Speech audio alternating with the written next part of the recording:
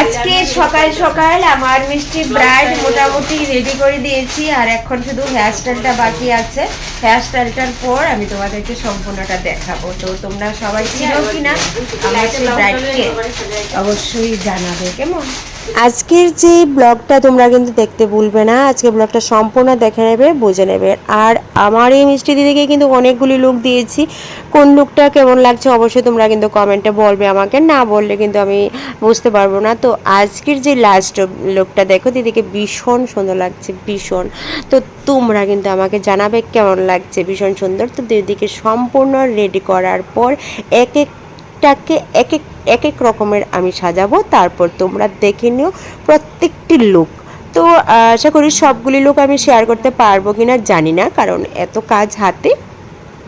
তো একজন একজন করে আমি রেডি করছি। আজ কিন্তু সকাল 9টা থেকে আমি আমার দোকানের সমস্ত কাজ আমি রেডি করে দিয়েছি এবং কাজ শুরু করে দিয়েছি। তো তার মধ্যে দিদি ছিল প্রথম, তো প্রথম লুকটা দিদিকে কিন্তু এই নিয়ে কিন্তু অনেকগুলো লুক করেছি। তো এই লুকটা কেমন লেগেছে তো আজ কিন্তু দিদি হলো শাশুড়ি মা, দিদির ছেলের আজ আশীর্বাদ, ওইখানে দিদি যাবে, ছেলেকে আশীর্বাদ করবে। তো তারপর বিশাল বড় অনুষ্ঠানে।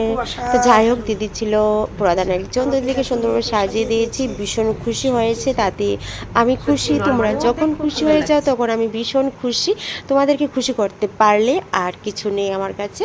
তো দিদি দেখো, আর সাজার পর কিন্তু এই পান খাওয়াটা এক নাম্বার আছে। তো পান কিন্তু ঠিক খেয়ে নিয়েছে। তো যাই হোক, যে যেটা ভালোবাসে সেটা অবশ্যই করতে হয়, দিদি ভীষণ ভালোবাসে।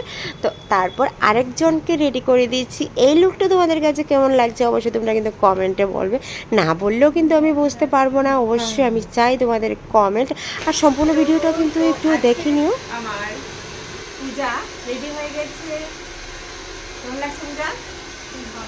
ভালো লাগছে। পূজার ছিল আজ পার্টি মেকআপ, তো আজকে কিন্তু প্রথমে এসেছি। খুশি? হ্যাঁ খুশি। এই দেখো আরেকজন কিউটি বেবি, এখন মেকআপ হবে কিউটি বেবি।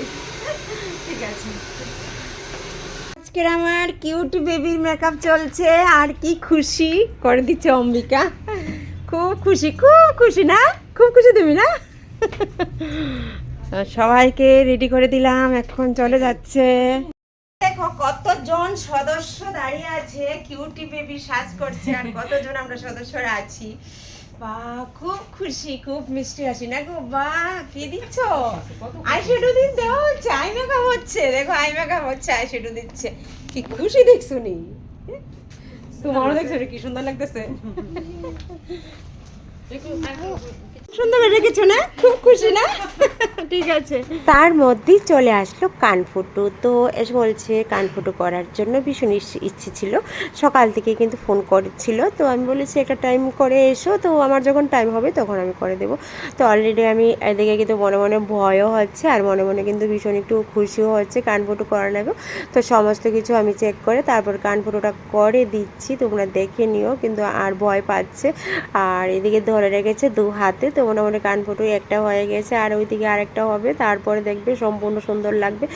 আর মামুনি কিন্তু বলছে, আমাকে একটা কানফুটু করার পরেই বলছে, বারবার আয়নার দিকে তাকাচ্ছে, বলছে ভীষণ ভালো লাগছে। আর এইদিকে দেখো, আর মৌসুমি এসে পড়েছে। তারপর কিন্তু এটা কিন্তু হয়ে গেছে প্রায় বিকেল। তো মৌসুমীকে সুন্দর করে সাজিয়ে দিচ্ছি, বেশ সুন্দর লাগছে।